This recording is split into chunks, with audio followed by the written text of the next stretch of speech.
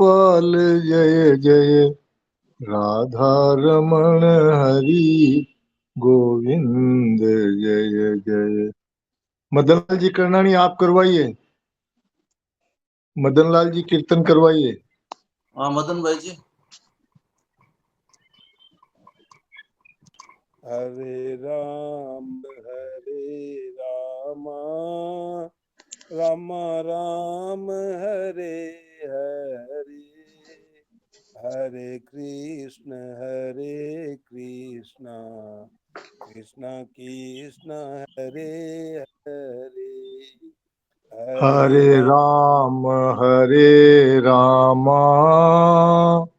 राम राम हरे हरे, हरे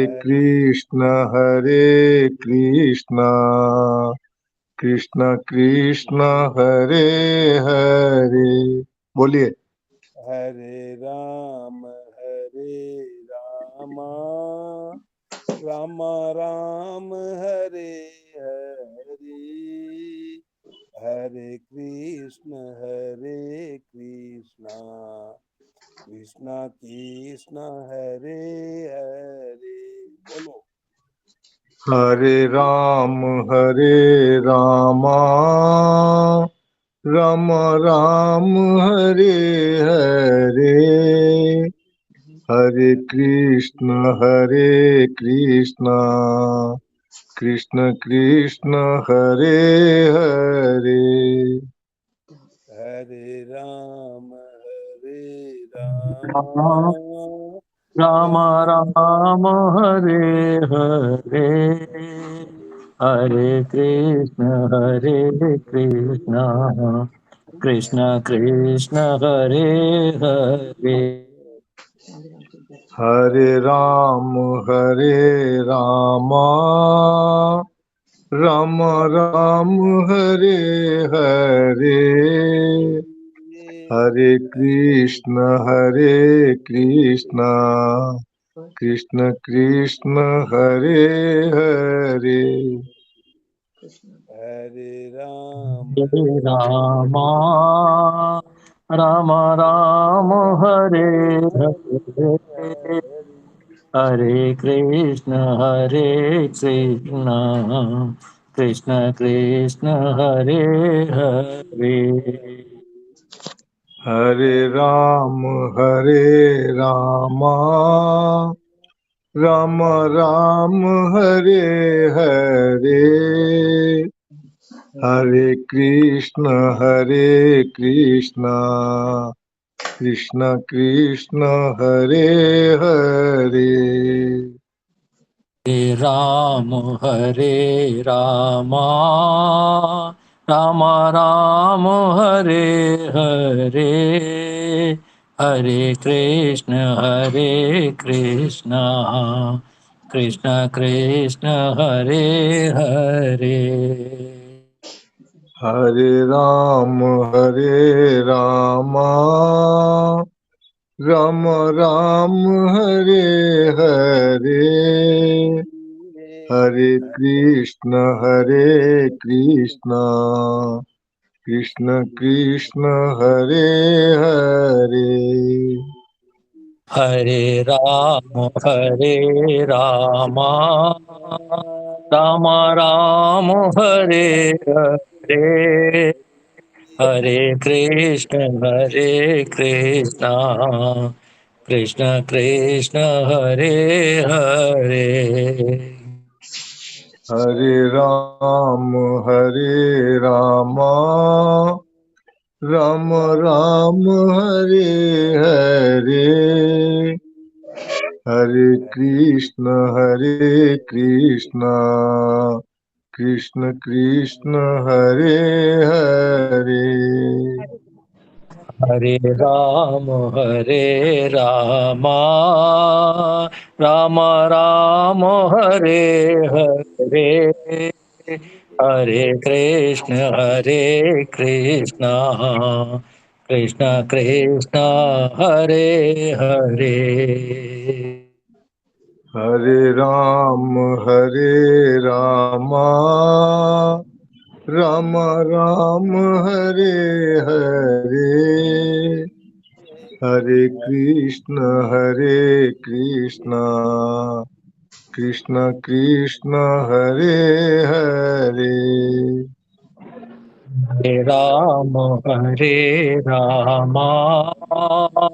राम राम हरे हरे, हरे कृष्ण कृष्ण कृष्ण हरे हरे। हरे राम राम राम हरे हरे, हरे कृष्ण कृष्ण कृष्ण हरे हरे। हरे राम राम राम हरे हरे, हरे कृष्ण कृष्ण कृष्ण हरे हरे। हरे राम राम राम हरे हरे, हरे कृष्ण कृष्ण कृष्ण हरे हरे। हरे राम राम राम हरे हरे, हरे कृष्ण कृष्ण कृष्ण हरे हरे। हरे राम राम राम हरे हरे, हरे कृष्ण कृष्ण कृष्ण हरे हरे। नारायण नारायण राम अभी हरे। एक मिनट नारायण नारायण अभी चालू कर दो मोहनलाल जी भाई जी, या तो कितनी देरी वो कहीं एक बार आप आदत तो हुए ना कड़ी लेट सवेरे वेकने की काम हो गया। ठीक है। वो अभी अनंत देव जी आए हैं ना, कल सुबह 5-7 मिनट थोड़ा ज्यादा ले हुए। हाँ कोई बात कौन करनी और काम भी हो जाए, वो फोन करियो दिन वो बात कौन हुई तो पर कोई बात कौन एक बार शुरू करो थे। ठीक है। प्रश्न 446 में है, 846 में, हाँ हाँ। यो मत भक्त स में प्रिय।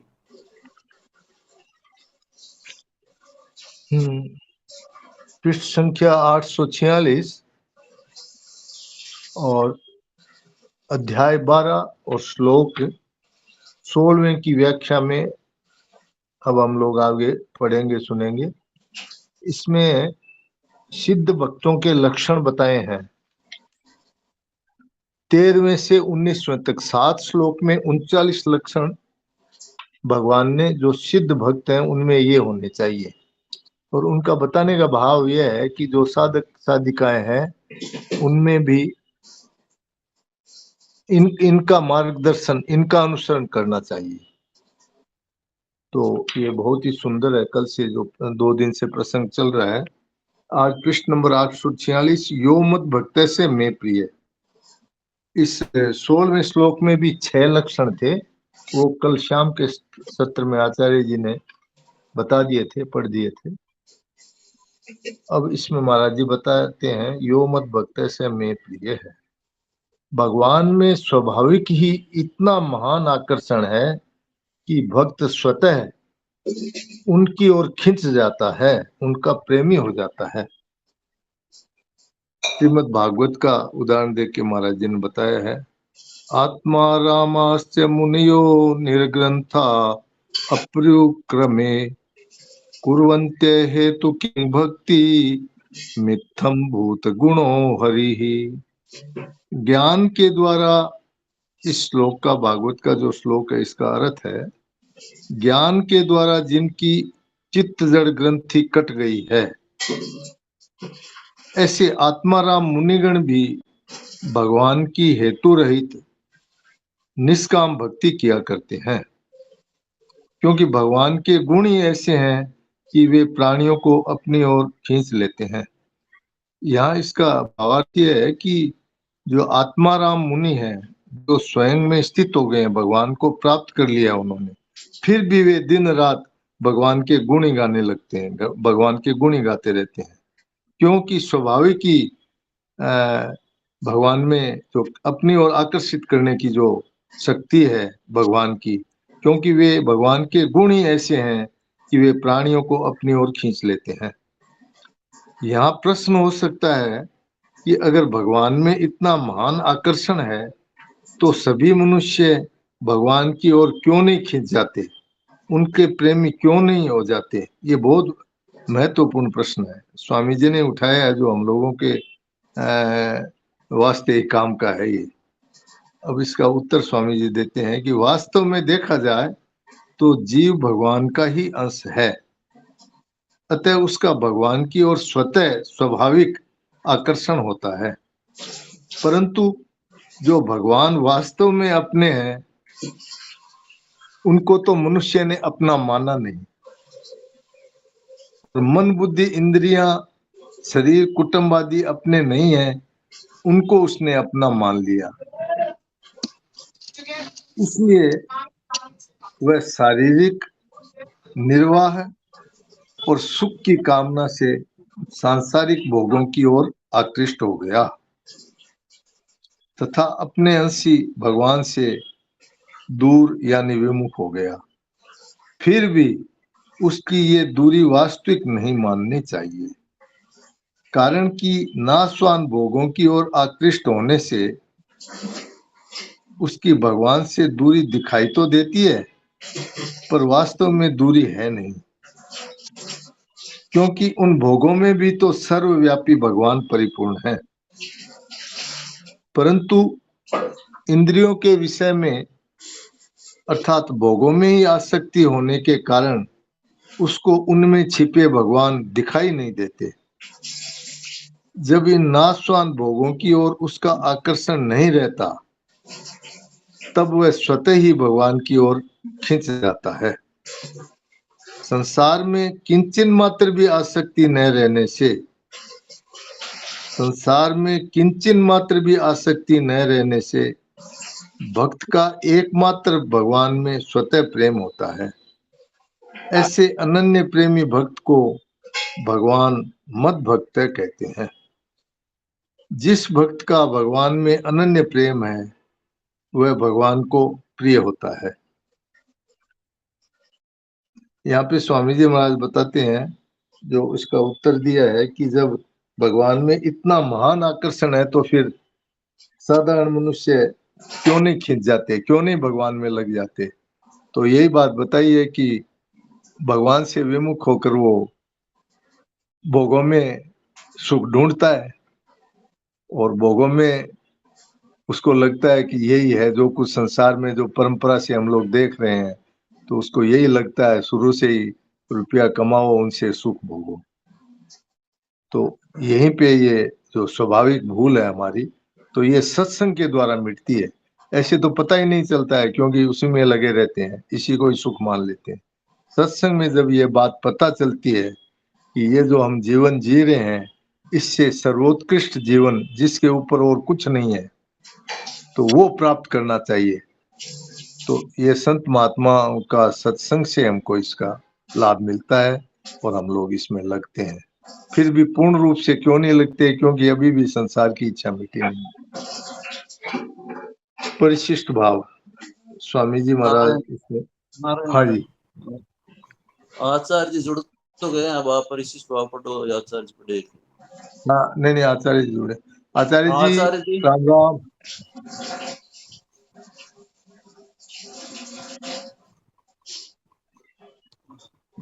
हाँ जी आचार्य जी म्यूट खोलो।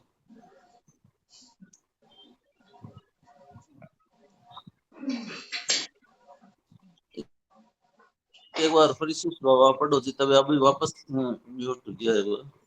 ठीक है, कोई बात नहीं। परिशिष्ट भाव में अनपेक्ष है, ये अनपेक्ष है। इस श्लोक में सबसे पहले ये पद आया अनपेक्ष है। तो इसके बारे में महाराज जी बताते हैं परिशिष्ट भाव में, अमुक वस्तु आदि न हो तो काम कैसे चलेगा। अमुक वस्तु आदि न हो तो काम कैसे चलेगा, ये अपेक्षा भक्त में नहीं होती। बहुत ही महत्वपूर्ण बात है। हम लोग अपेक्षा रखते हैं व्यक्तियों से, वस्तुओं से, कि इससे ये मिलेगा, इससे ये मिलेगा, ये काम वो करेगा तब होगा। तो भक्त जो होता है वो अनपेक्ष होता है, उसमें अपेक्षा नहीं होती। भक्त की दृष्टि में अनपेक्षा के बारे में मन उपेक्षा रहित होना। तो स्वामी जी महाराज प्रवचन में भी कहते थे कि हमें किसी की अपेक्षा नहीं करनी चाहिए और किसी की उपेक्षा भी नहीं करनी चाहिए। तो ये दोनों ही बातें, ये सूत्र बहुत महत्वपूर्ण है।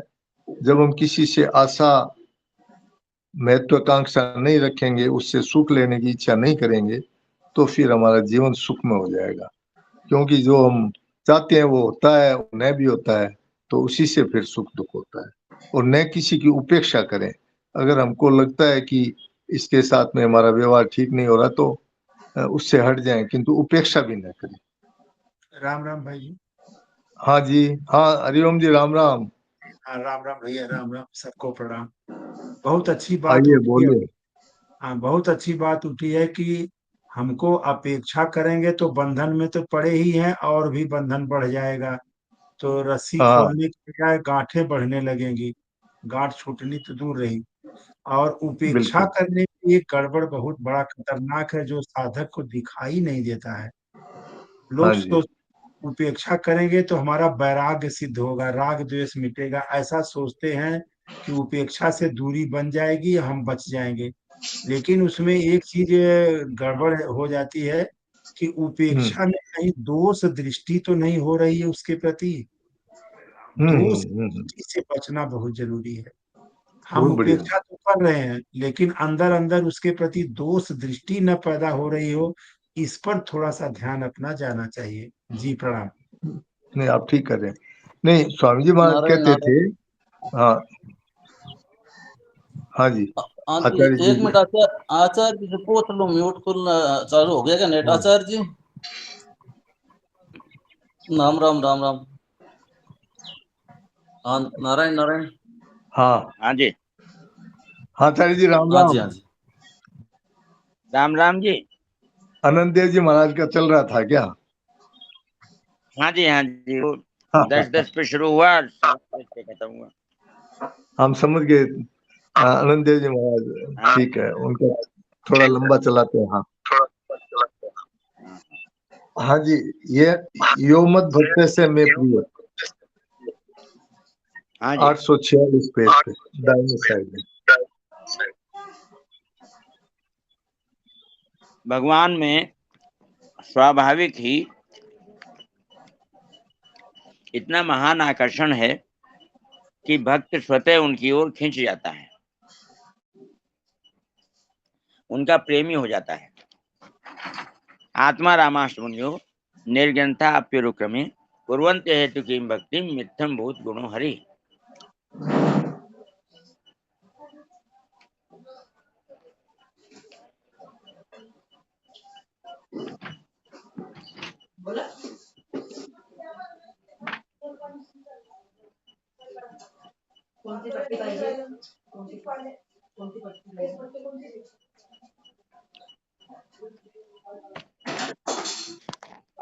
आत्माराम हो तो सुखदेव जी महाराज के लिए। ये भाई जी भागवत का पहले स्कंद का 7वां अध्याय है। हाँ जी। इसमें शौनक जी ने पूछा, सूत जी, सर्वज्ञ एवं सर्वशक्तिमान व्यास भगवान ने नारद जी का अभिप्राय सुन लिया, फिर उनके चले जाने पर उन्होंने क्या किया? अच्छा। पीछे जो 6ठे अध्याय का जो अंतिम श्लोक था उसमें सूत जी कहते हैं, शौनकादि ऋषियों, देवर्षि नारद ने व्यास जी से इस प्रकार कहकर जाने की अनुमति ली और वीणा बजाते हुए स्वच्छंद विचरण करने के लिए वे चल पड़े। अच्छा आहा ये देवर्षि नारद धन्य हैं, क्योंकि ये शांत प्राणी भगवान की कीर्ति को अपनी वीणा पर गा गा कर स्वयं तो आनंद में होते ही हैं, साथ साथ इस ताप तप जगत को भी आनंदित करते रहते हैं। हम्म। तो नारद जी ने व्यास जी को क्या उपदेश दिया था? नारद जी ने व्यास जी को उपदेश दिया था कि व्यास हाँ, भगवान के चरित्रों का वर्णन करो। हम्म, व्यास जी आप निष्पाप हैं, आपने मुझसे जो कुछ पूछा था वह सब मैंने जन्म और साधना का रहस्य तथा आपकी आत्मतुष्टि का उपाय मैंने बतला दिया। हम्म, तो ये नारद जी का पूर्व जन्म का वृत्तांत। नारद असल में व्यास जी जो इनकी ये नदी है ना, सरस्वती नदी, हाँ जी, ब्रह्म नदी सरस्वती के पश्चिम तट पर शम्याप्रास नाम का एक आश्रम है। वहां ऋषियों के यज्ञ चलते ही रहते हैं। वहीं व्यास जी का अपना आश्रम है। अच्छा अच्छा, बहुत बढ़िया। उसके चारों ओर बेर का सुंदर वन है। उस आश्रम में बैठकर उन्होंने आचमन किया और समाहित किया।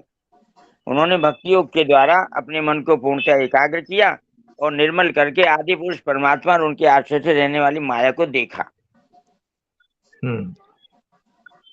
माया को देखा। अच्छा, इसी माया से मोहित होकर यह जीव तीनों गुणों से अतीत होने पर भी अपने को त्रिगुणात्मक मान लेता है और इस मान्यता के कारण होने वाले अनर्थों को भोगता है। इन अनर्थों की शांति का साक्षात साधन है केवल भगवान की भक्ति योग। जय हो, वाह वाह। इन अनर्थों की शांति का साधन है, साक्षात साधन है केवल भगवान की भक्ति योग। परंतु संसार के लोग इस बात को नहीं जानते। यही समझकर उन्होंने इस परमहंसों की संहिता श्रीमद् भागवत की रचना की। इसके श्रवण मात्र से पुरुषोत्तम भगवान श्री कृष्ण के प्रति परम प्रेममयी भक्ति हो जाती है, जिससे जीव के शोक मोह और भय नष्ट हो जाते हैं। उन्होंने इस भागवत संहिता का निर्माण और पुनरावृत्ति करके इसे अपने निवृत्ति परायण पुत्र सुखदेव जी को पढ़ाया। श्री शौनक जी ने पूछा, श्री सुखदेव जी तो अत्यंत निवृत्ति परायण है, उन्हें किसी भी वस्तु की अपेक्षा नहीं है, वे सदा आत्मा में ही रमण करते हैं, फिर उन्होंने किस लिए इस विशाल ग्रंथ का अध्ययन किया? तब उत्तर दे रहे हैं सूत जी। श्री सूत जी ने कहा, जो लोग ज्ञानी हैं, यही वाला श्लोक है, आत्मा रामाश मुनियो निर्ग्रंथा अप्युरुक्रमे कुर्वन्ति हेतुकीं भक्तिं कुर्वन्ति अहेतुकीं भक्तिं मिथ्यम भूत गुणो हरि। जो लोग ज्ञानी हैं, जिनकी अविद्या की गांठ खुल गई है, जिनकी चिज्जड़ ग्रंथि टूट गई है, खुल गई है, और जो सदा आत्मा में ही रमण करने वाले हैं, वे भी भगवान की हेतु रहित भक्ति किया करते हैं, क्योंकि भगवान के गुण ही ऐसे मधुर हैं जो सबको अपनी ओर खींच लेते हैं। यहाँ जो चिज्जड़ गिनती आया है, ये संसार से संबंध विच्छेद हो जाना, यही बात है। ये निर्ग्रंथा का है ना, जो हाँ हाँ, निर्ग्रंथा का मतलब है ग्रंथि खुल गई है। हाँ वो तो ठीक है, ग्रंथि खुलने का भाव यही है कि संसार से संबंध विच्छेद हो गया, उनका जड़ता से संबंध विच्छेद हो, संसार से माना हुआ संबंध छूट गया। ठीक। फिर सुखदेव जी तो भगवान के भक्तों के अत्यंत प्रिय और स्वयं भगवान वेदव्यास के पुत्र हैं। भगवान के गुणों ने उनके हृदय को अपनी ओर खींच लिया और उन्होंने उससे विवश होकर ही इस विशाल ग्रंथ का अध्ययन किया। सुखदेव जी तो भगवान के भक्तों के अत्यंत प्रिय और स्वयं भगवान वेदव्यास के पुत्र हैं। भगवान के गुणों ने उनके हृदय को अपनी ओर खींच लिया और उन्होंने उससे विवश होकर इस विशाल ग्रंथ का अध्ययन किया।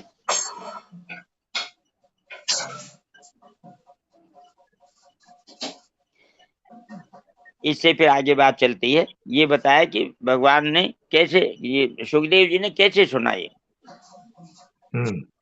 भागवत कैसे सुना, इसके हमारे जो भाई जी हैं हरिओम जी, उन्होंने बताए थे 2 श्लोक, कि वो 2 श्लोक व्यास देव जी ने अपने शिष्यों के द्वारा जंगल में बुलवाए, जहाँ सुखदेव जी चले गए थे। तो सुखदेव जी उन श्लोकों को सुनकर उनसे आकर्षित होकर कि मुझे इससे आगे की बात भी बताओ, पूरी बात बताओ। तो उन्होंने कहा कि वो तो आपके पिताजी को ही पता है, वहीं चलो। तब आके उन्होंने सुना। ये बात है। ठीक है, बहुत बढ़िया। ज्ञान, हाँ ये हो गया। यहाँ प्रश्न हो सकता है कि अगर भगवान में इतनी महान आकर्षण है तो सभी मनुष्य भगवान की ओर क्यों नहीं खिंच जाते, उनके प्रेमी क्यों नहीं हो जाते। वास्तव में देखा जाए तो जीव भगवान का ही अंश है, और अतः उसका भगवान की ओर स्वतः स्वाभाविक आकर्षण होता है। परंतु जो भगवान वास्तव में अपनी हैं, उनको तो मनुष्य ने अपना माना नहीं। जो मन बुद्धि इंद्रियां शरीर कुटुंब आदि अपने नहीं है, उनको उसने अपना मान लिया। भाई जी 15वें अध्याय का 7वां श्लोक यही कह रहा है। ममैवांशो जीवलोके जीवभूत सनातने मन षष्ठानि इंद्रियाणि प्रकृतिस्थानि कर्षति। तो कहते हैं इसीलिए वह शारीरिक निर्वाह और सुख की कामना से सांसारिक भोगों की ओर आकृष्ट हो गया तथा अपने अंशी भगवान से दूर हो गया, विमुख हो गया। फिर भी उसकी यह दूरी वास्तविक नहीं माननी चाहिए,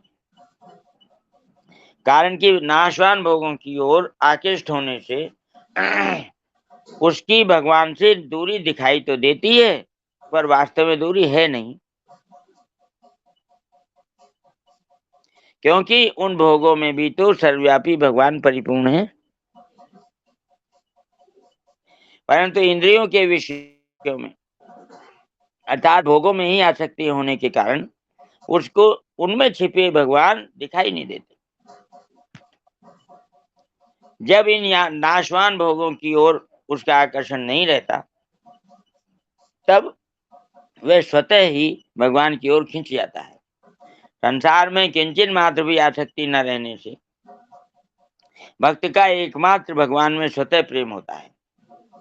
ऐसे अनन्य प्रेमी भक्त को भगवान मद भक्त कहते हैं।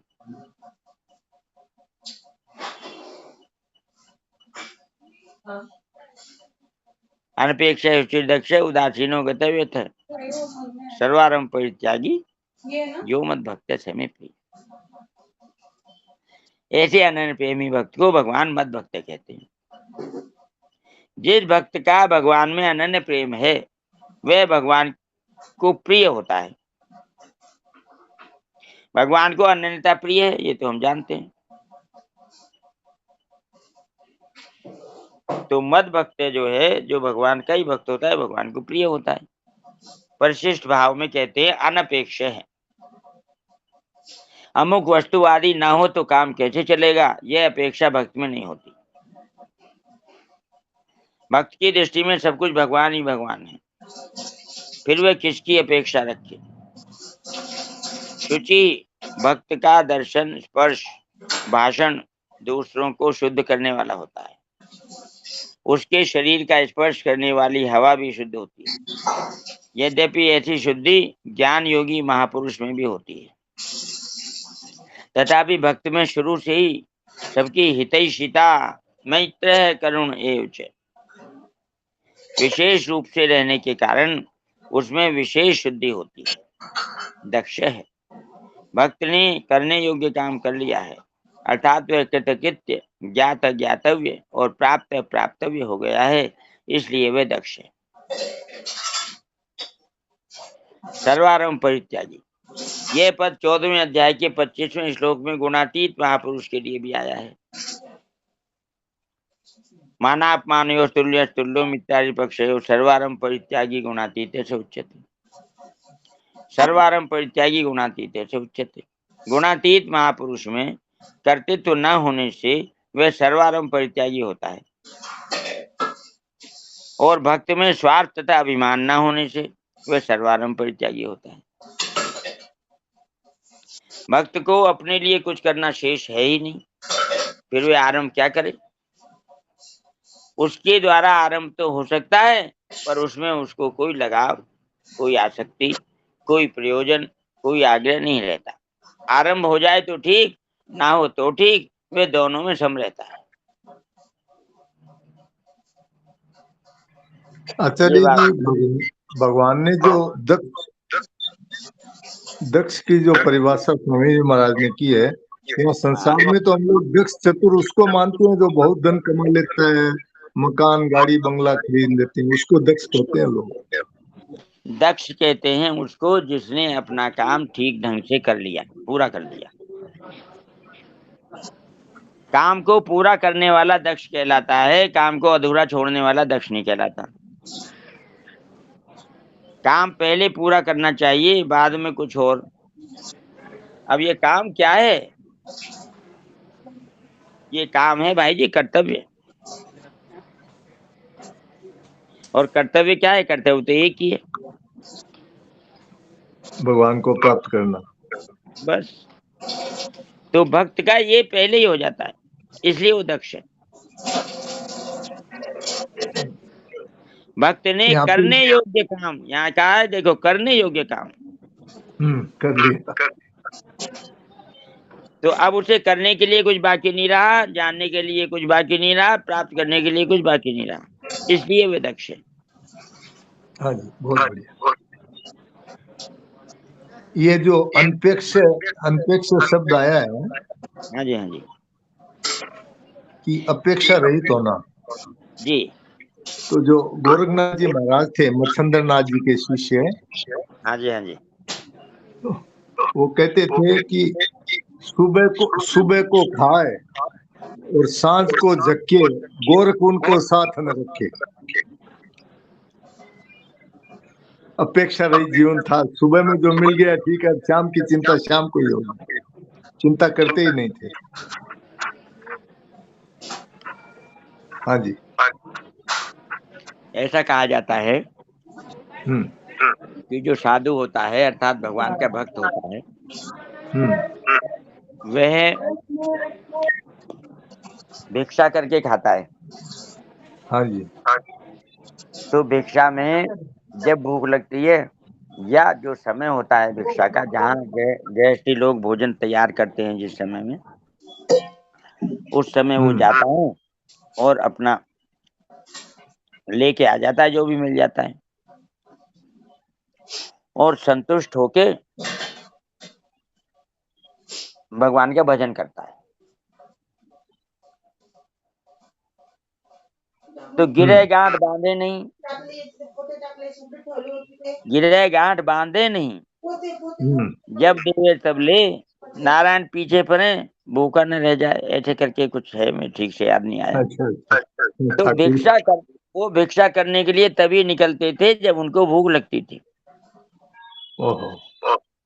मतलब ये नहीं कि अब आ गई है, ज्यादा आ गई है, चलो शाम के लिए रख दो, ऐसा नहीं। जो संग्रह जो होता है, साधु वो संग्रह करे। दूजे दिन के काज, नारायण साधु नहीं बातन को महाराज। संग्रह करने वाला साधु नहीं हो सकता, संग्रह करने वाला भक्त नहीं हो सकता। वो अपेक्षा ही नहीं रखता, क्योंकि भगवान उसके साथ है। वो अपेक्षा रखेगा दूसरों से तो धोखा खाएगा। भगवान जब भरण पोषण करने वाले भगवान उसके साथ हैं, तो फिर उसे क्या जरूरत किसी से अपेक्षा रखने की। बिल्कुल ये बात, वो तो निश्चिंत रहता है कि जब भूख लगेगी भगवान देंगे।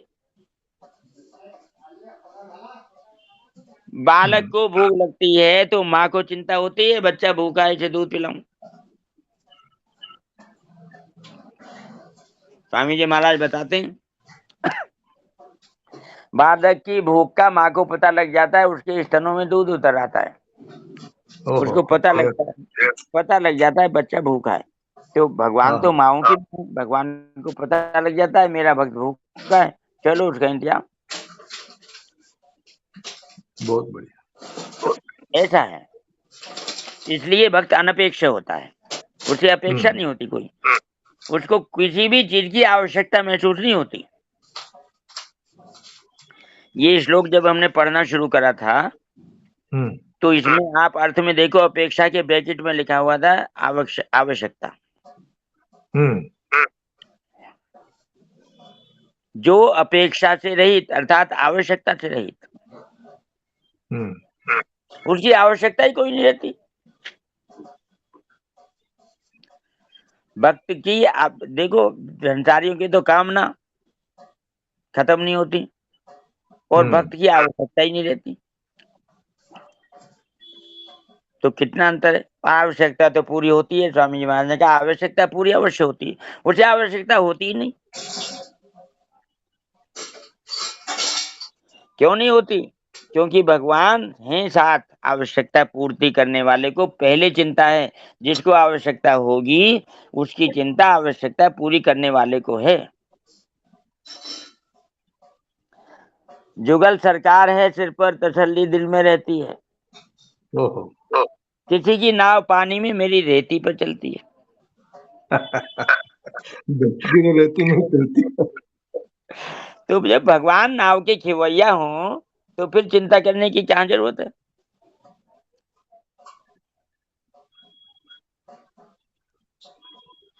भगवान का भक्त भाई जी निश्चिंत होता है।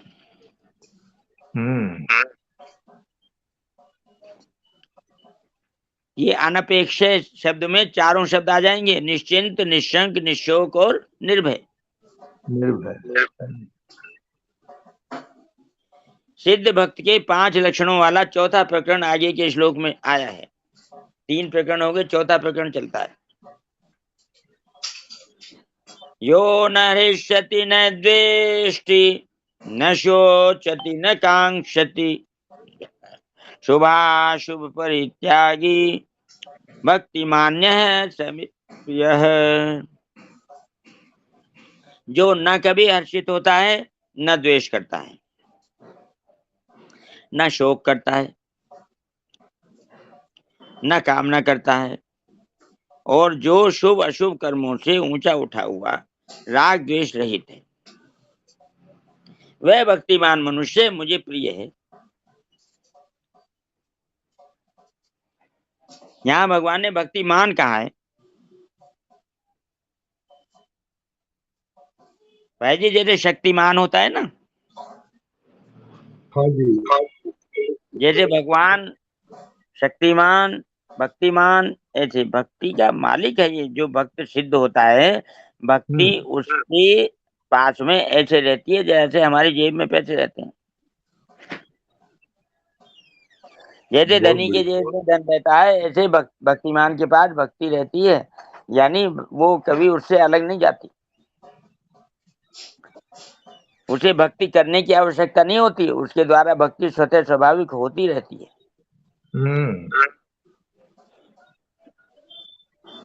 यो न हृष्यति न द्वेष्टि न शोचति न कांक्षति। मुख्य विकार 4 हैं, राग द्वेष हर्ष और शोक। शोक के ऊपर टिप्पणी है। प्रचलित भाषा में किसी की मृत्यु से मन में होने वाली व्यथा के लिए शोक शब्द का प्रयोग किया जाता है, परंतु यहाँ शोक शब्द का तात्पर्य अंतःकरण के दुख रूप विकार से है। यहाँ वो मौत वाला शोक नहीं है। अंतःकरण में जो हर्ष शोक होते हैं, अनुकूल प्रतिकूल परिस्थिति आने पर, यहाँ उसका वाचक है ये शोक।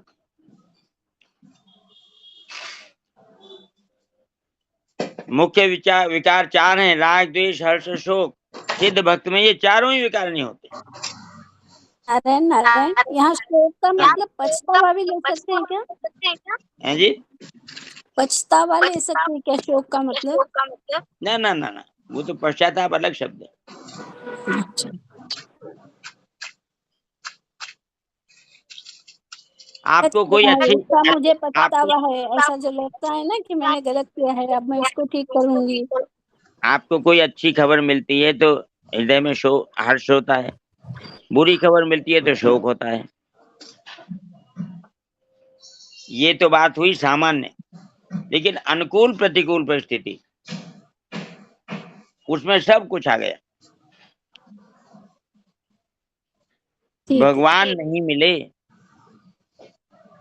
भोजन नहीं मिला, भजन नहीं हुआ, इनमें से कुछ भी होता रहे, उसमें को ना हर्ष होता है ना शोक होता है, वो समता में स्थित रहता है। राग द्वेष हर्ष शोक ना होना, ये समता में स्थिति का परिचायक है। बहुत सुंदर।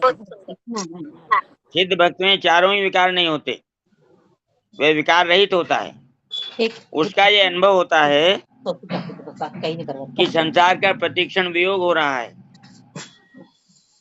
और भगवान से कभी वियोग होता नहीं, होता ही नहीं। संसार के साथ कभी संयोग था ही नहीं,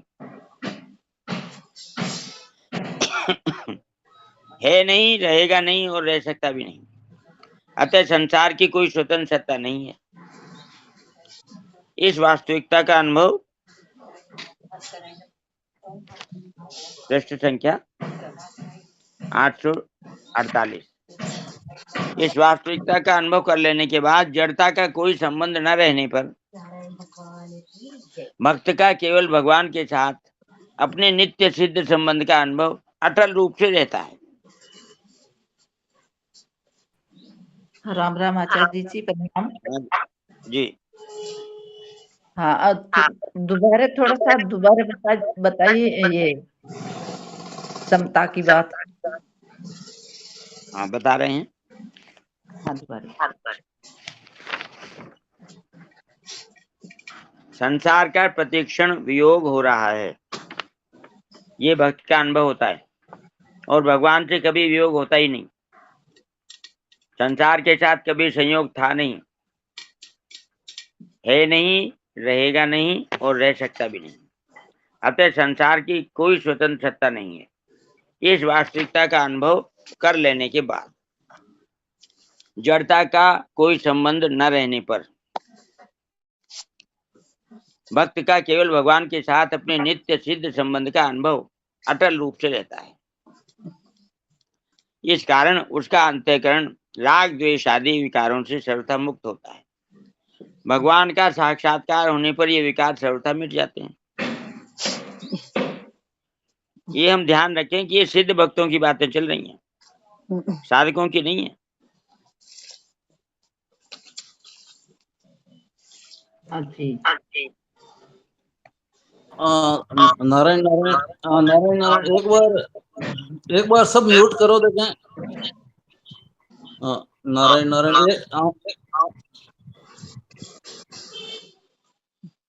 पर मैं काट के दोबारा मिला रहा हूँ सभी का ही, तो अभी तो आज जुड़ जाना, क्योंकि आवाज समझ में नहीं आ रही, गूंज रही है। एक म्यूट खोलते ही दूसरा बोलता है तो कुछ पता ही नहीं लगता। तो एक बार मैं काट के और सब वापस जैसे करता हूँ जैसे ज्वाइन, तो सब आप ज्वाइन हो जाना 1 मिनट में। राम राम, आ रही है आवाज आपकी तो साफ ही आ रही है। आ रही है, कोई दूसरा बोलता है ना तो साफ आवाज आ रही है। अभी आप देख रहे थे ना, कोई भी बहन सवाल पूछती है पता नहीं लगता, 1 मिनट लगेगा, हो जाएगा, कोई बात नहीं। सुनो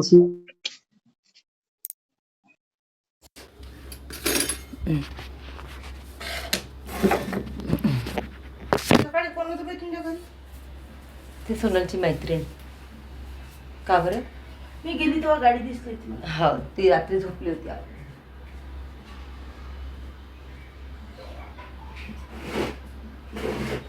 येते ती कधी कधी झोपायला, एखाद्या वेळेस पहिले 1-2 महिन्यात एखाद्या वेळेस येते.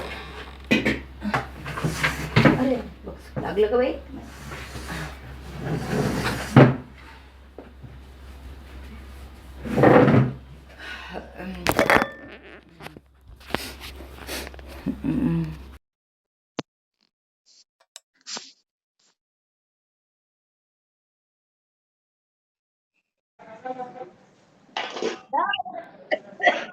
है ना, कुछ कह रही हैं? आचार्य जी शुरू करिए आपके से। राम राम आचार्य जी।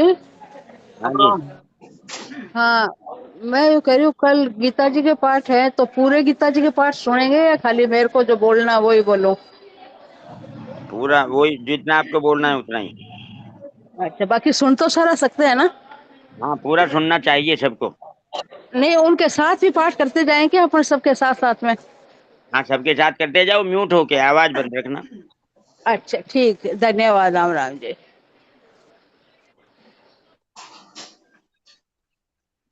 हाँ जी, भगवान का 848 पे। साधन अवस्था में भी साधक ज्यों ज्यों साधन में आगे बढ़ता है त्यों ही त्यों उसमें राग द्वेष आदि कम होते चले जाते हैं। जो कम होने वाला होता है वह मिटने वाला भी होता है। अतः जब साधन अवस्था में ही विकार कम होने लगते हैं तब सहज ही ये अनुमान लगाया जा सकता है कि सिद्ध अवस्था में भक्त में ये विकार नहीं रहते, पूर्णतः मिट जाते हैं। राग द्वेष हर्ष शोक, ये जो मुख्य 4 विकार बताए ना, ये साधन अवस्था में ही मिटने लगते हैं, सिद्ध अवस्था में तो बिल्कुल ही खत्म हो जाते हैं। हर्ष और शोक दोनों राग द्वेष के ही परिणाम हैं। जिसके प्रति राग होता है उसके संयोग से और जिसके प्रति द्वेष होता है उसके वियोग से हर्ष होता है। इसके विपरीत जिसके प्रति राग होता है उसके वियोग या वियोग के आशंका से राग द्वेष और हर्ष शोक है। हाँ, यही है, यही। हाँ, तो एक ही राग बात होती है। हाँ, एक ही हाँ बात है, राग होती है, वहां द्वेष होता है जी। जी। राग और द्वेष एक दूसरे के विपरीत हैं, हर्ष और शोक एक दूसरे के विपरीत हैं। जहाँ राग होता है वहाँ हर्ष होता है, जहाँ द्वेष होता है वहाँ शोक होता है। शोक होता है। हर्ष और शोक दोनों राग द्वेष के ही परिणाम हैं। जिसके प्रति राग होता है उसके संयोग से और जिसके प्रति द्वेष होता है उसके वियोग से हर्ष होता है। इसके विपरीत जिसके प्रति राग होता है उसके वियोग या वियोग की आशंका थे और जिसके प्रति द्वेष होता है उसके संयोग या संयोग की आशंका से शोक होता है। सिद्ध भक्त में राग द्वेष का अत्यंत अभाव होने से स्वतः एक साम्यावस्था निरंतर रहती है, इसलिए वह विकारों से सर्वथा रहित होता है। जैसे रात्रि के समय अंधकार में दीपक जलाने की कामना होती है, दीपक जलाने से हर्ष होता है, दीपक बुझाने वाले के प्रति द्वेष या क्रोध होता है और पुनः दीपक कैसे जले ऐसी चिंता होती है। रात्रि होने से ये चारों बातें होती हैं, परंतु मध्याह्न का सूर्य तपता हो तो दीपक जलाने की कामना नहीं होती, दीपक जलाने से हर्ष नहीं होता, दीपक बुझाने वाले के प्रति द्वेष या क्रोध नहीं होता और अंधेरा न होने से प्रकाश के अभाव की चिंता भी नहीं होती। इसी प्रकार भगवान से विमुख और संसार के सम्मुख होने से शरीर निर्वाह और सुख के लिए अनुकूल पदार्थ परिस्थिति आदि के मिलने की कामना होती है। इनके मिलने पर हर्ष होता है, इनकी प्राप्ति में बाधा पहुंचाने वाले के प्रति द्वेष या क्रोध होता है और इनके न मिलने पर कैसे मिलें ऐसी चिंता होती है। परंतु जिसको मध्याह्न के सूर्य की तरह भगवत प्राप्ति हो गई है उसमें ये विकार कभी नहीं रहते, वह पूर्ण काम हो जाता है, अतः उसको संसार की कोई आवश्यकता नहीं रहती। ये बात बताई। शुभाशुभ परित्यागी, ममता आसक्ति और फलेच्छा से रहित होकर शुभ कर्म करने के कारण भक्त के कर्म अकर्म हो जाते हैं। इसलिए भक्त को शुभ कर्मों का भी त्यागी कहा गया है। मध्य काल वाले सूर्य की जो बात बताई ये तो सिद्ध भक्त के लक्षण है ना ये वाले तो। हाँ जी, भगवान की प्राप्ति होने के बाद में ऐसे लगता है जैसे दोपहर को है, हर समय दोपहर रहती है। भगवान में कभी रात नहीं होती। आपने हाँ, पढ़ा होगा और जो रात्रि राम सच्चिदानंद नेसा। तो वो ना साधक के लक्षण थे क्या, जो रात्रि काली वाली बताए वो? ना या फिर संसारी? वो तो संसारी के हैं। संसारी थे, ठीक है आचार्य जी।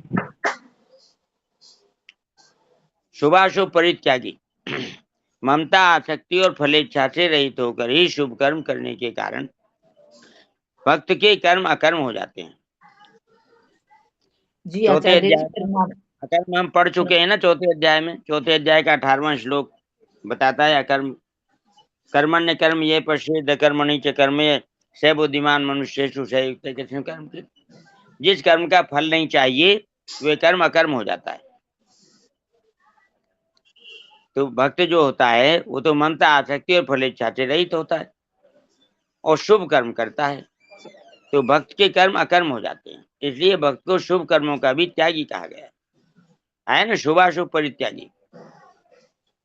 राग द्वेष का सर्वथा अभाव होने के कारण उससे अशुभ कर्म होते ही नहीं। अशुभ कर्मों के होने में कामना ममता आसक्ति ही प्रधान कारण है और भक्त में इनका सर्वथा अभाव होता है।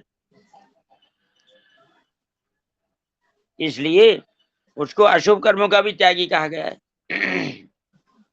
भक्त शुभ कर्मों से तो राग नहीं करता और अशुभ कर्मों से द्वेष नहीं करता। उसके द्वारा स्वाभाविक शास्त्र विहित शुभ कर्मों का आचरण और अशुभ निषिद्ध एवं काम्य कर्मों का त्याग होता है। राग द्वेष पूर्वक नहीं, स्वतः स्वाभाविक होता है। राग द्वेष का सर्वथा त्याग करने वाला ही सच्चा त्यागी है। मनुष्य को कर्म नहीं बांधते, प्रत्युत कर्मों में राग द्वेष ही बांधते हैं। भक्त के संपूर्ण कर्म राग द्वेष रहित होते हैं, इसलिए वह शुभ अशुभ संपूर्ण कर्मों का परित्यागी है। शुभाशुभ परित्यागी पद का अर्थ शुभ और अशुभ कर्मों के फल का त्यागी भी लिया जा सकता है, परंतु इसी श्लोक के पूर्वार्ध में आए न हृष्यति न द्वेष्टि न शोचति न कांक्षति पदों का संबंध भी शुभ और अशुभ कर्म फल के त्याग से ही है। शुभ का मतलब अनुकूल और अशुभ का मतलब प्रतिकूल। अतः यहाँ शुभ अशुभ परित्यागी पद का अर्थ शुभाशुभ कर्म फल का त्यागी मानने से पुनरुक्ति दोष आता है। इसलिए इस पद का अर्थ शुभ एवं अशुभ कर्मों में राग द्वेष का त्यागी ही मानना चाहिए। शुभ से राग नहीं और अशुभ से द्वेष नहीं। भक्ति मानने से में प्रिय, भक्त की भगवान से अत्यधिक प्रियता रहती है। उसके द्वारा स्वतः स्वाभाविक भगवान का चिंतन स्मरण भजन होता रहता है। ऐसे भक्त को यहाँ भक्तिमान कहा गया है।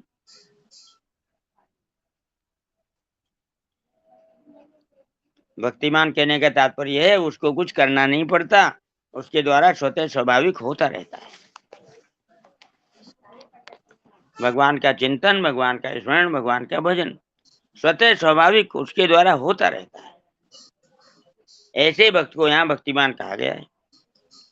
परिशिष्ट भाव में कहते हैं हर्ष अर्थात हृष्यति और शोक अर्थात शोचति, राग अर्थात कांक्षति और द्वेष अर्थात द्वेष्टि। ये द्वंद्व हैं। भक्त में कोई द्वंद्व नहीं रहता, वह निर्द्वंद्व हो जाता है। नारद भक्ति सूत्र में आया है यत् प्राप्य न किंचित वांछति न शोचति न द्वेष्टि न रमते नोत्साही भवति।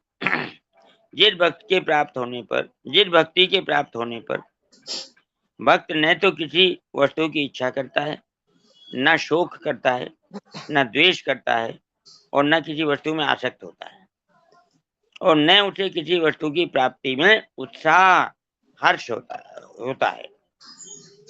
भक्त इन सबसे ऊपर उठा होता है।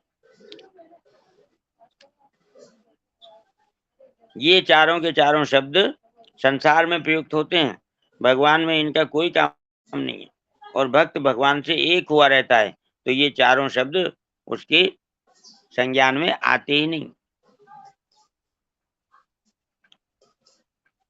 नारायण नारायण नारायण। नारायण नारायण नारायण। चलो समय भी हो रहा है और श्लोक भी पूरा हो गया, फिर भी कोई किसी ने कोई बात पूछनी हो, कोई शंका रही हो तो आचार्य जी जुड़े हुए हैं, पूछ लें।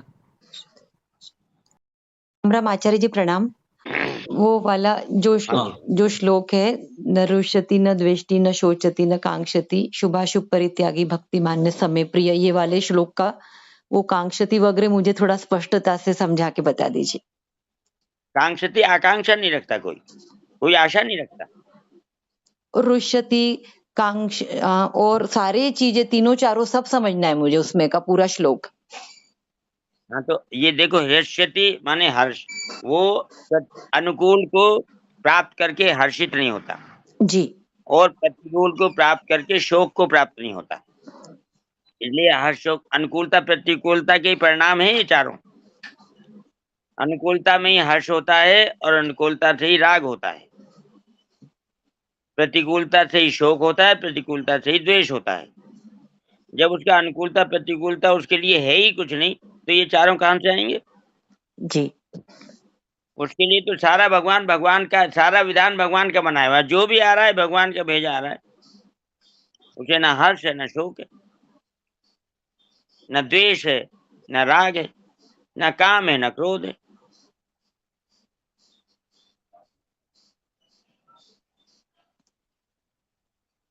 जी आचार्य जी प्रणाम। जी जय श्री कृष्ण। आज के श्लोक के ऊपर का सार एक महाराज जी का दोहा याद आ रहा है। बोलिए। चाह गई चिंता मिटी, चाह गई चिंता मिटी, मनवा बेपरवाह, जिसको कुछ नहीं चाहिए वो शानपति शाह है। नारायण हाँ नारायण। बिल्कुल। प्रणाम आचार्य जी, राम राम जी। ये 848 पेज पे जो ऊपर है ना, तीसरी चौथी लाइन, इस कारण उसका अंतःकरण राग द्वेष आदि विकारों से सर्वथा मुक्त होता है। फिर उसके बाद लिखा है कि भगवान का साक्षात्कार होने पर ये विकार सर्वथा मिट जाते हैं।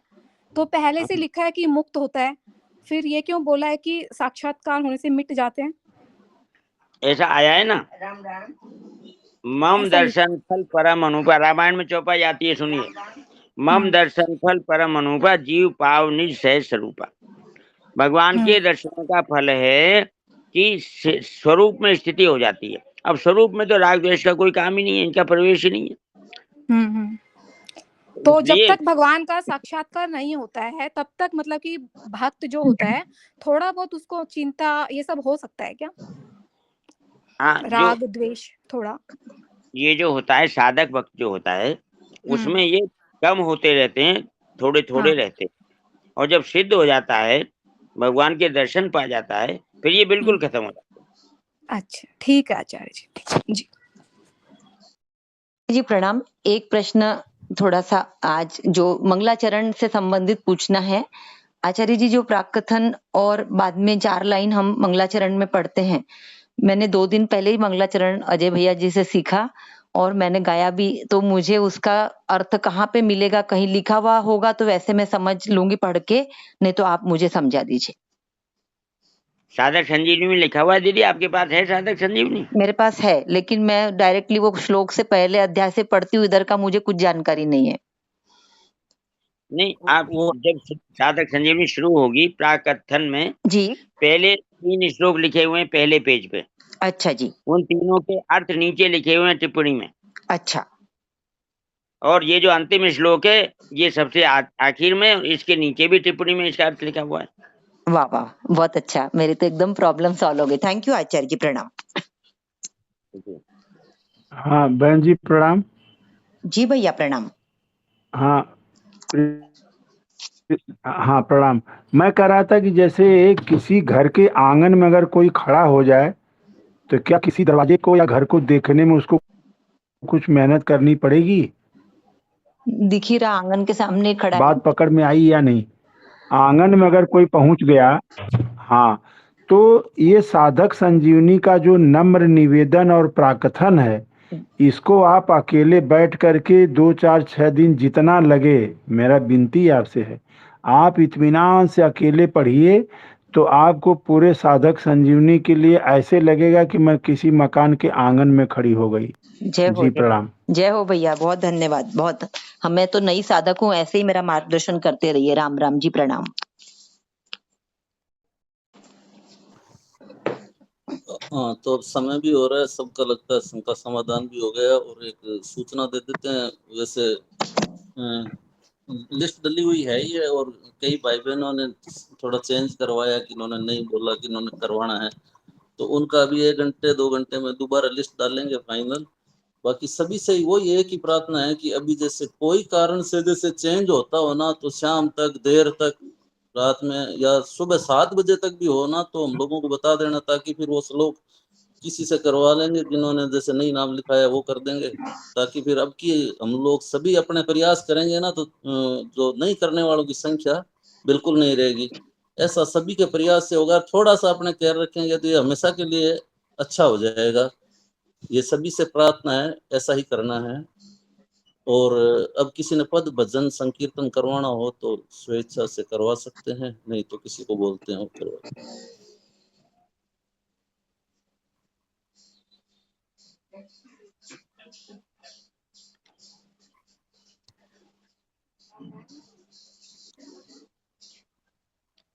हाँ, निर्मला जोशी जी हो क्या जुड़े हुए हो? राम राम सुरेश भाई। हाँ, राम राम दिनेश भाई जी, कुछ बोल रहे हो क्या?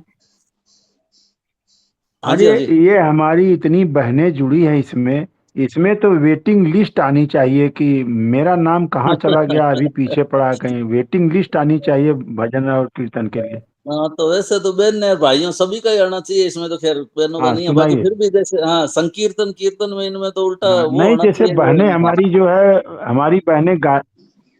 हाँ सही हाँ कह हाँ। रहे हैं, सही कह रहे हैं जी। तो ठीक है, कोई बात नहीं है। तो राम राम। हाँ, राम राम। मैं गाऊं? हाँ बिल्कुल गाओ जी। बिल्कुल। ये सीकर वाली दुर्गा बहन जी हैं, आप जरूर गाइए, अच्छे ढंग से गाइए। जैसा आता है वैसा गा दूंगी।